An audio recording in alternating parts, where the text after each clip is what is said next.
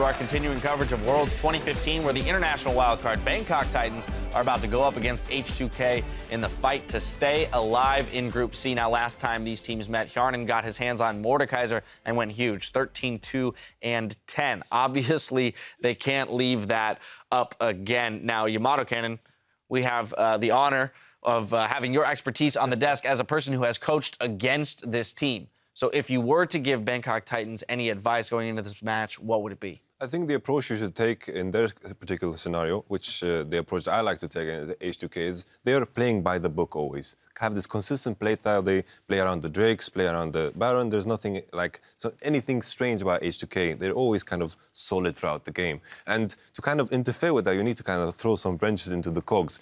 Play an early game composition. Try to just snowball the game out of that, because when they're out of their comfort zone, they just feel so out of place. Yeah, I completely agree with that. And, you know, it's surprising because Bangkok Titans, while not a fantastic team, they're definitely one of the weaker teams in the overall tournament. They have a really good assassin player. Like, G4 is actually one of these players that can make things happen. We've already seen the quirky Aurelia pick, but he actually plays a very good Zed and a very good Yasuo, not to mention the standard Diana and Ares, things like that. So I want him to get on a champion, camp out his lane, and then just see if you can make something happen. Sure, it's a very long shot, but if you throw that cog, try and take Ryu on head-to-head, then you can create split pushes, break up the map, maybe try and degrade the game somewhat, and just move from there. And Tabe, we saw Bangkok Titans have some difficulty dealing with that Mordekaiser in the bot lane. So how specifically do you see that matchup playing out if they do decide to leave it up again?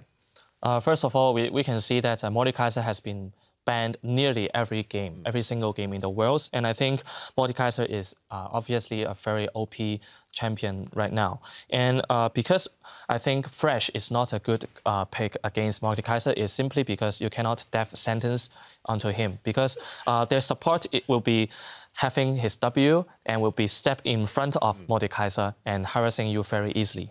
And on top of what Spawn said, because G4 mid lane loves to play assassin like maybe like Zed and Yasuo, so I think their team should consider more about banning Lulu to have a better laning phase.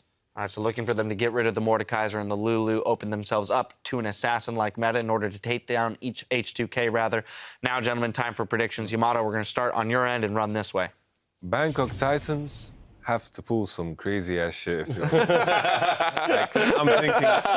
I'm thinking, bringing the LeBlanc, bringing a Shaco, why not just go full early game, just try to snowball the game through the max, and maybe they'll have a chance. But I have to lean towards H2K. All right. It's the logical way. I'm kind of the same thing. I think that, like, if there is going to be a weird, quirky game, it will be this one. I think H2K will handle it very well, but I think that the wrench will be thrown early. I'm looking for that wrench. And Tabe finishes up. I have to agree, you two, because we can see that Bangkok Titans is not doing very greatly in the group stages. And I think if the teams, they're so different of their power, because I think Bangkok Titans is so weak against H2K, I think maybe the ban picks is not important too. Yeah. Even they don't have Mordekaiser and Lulu in H2K, they may be still losing because their champion pool and their mechanics are still better than Bangkok Titans. Well, the H2K looking to be favorites here on the desk. The teams are ready, so let's head over to the casters to get us into Champ Select.